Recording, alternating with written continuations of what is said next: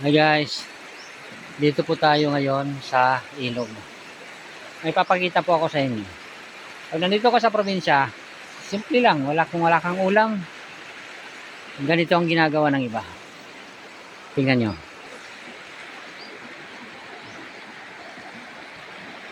Ang tawag to sa amin, pagsasagop.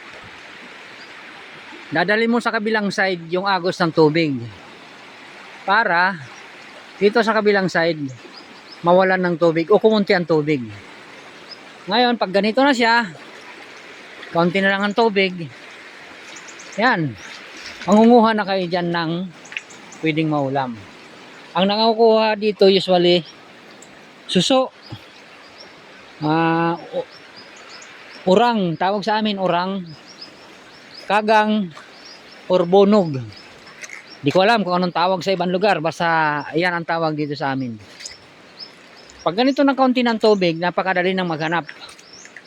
Yung suso, nakikita mo lang naman eh. Aangat mo lang yung mga bato, nandyan sa ilalim ng bato yan. Pero mas maganda pa rin yung talagang linalagyan ng putik yun para totally mawala talagang tubig na natitira.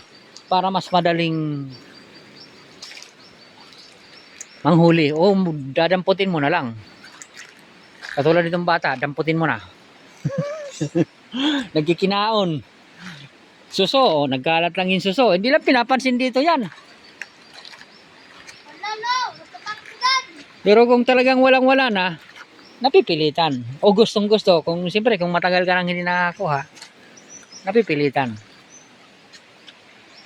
Okay, hanggang dito na lang.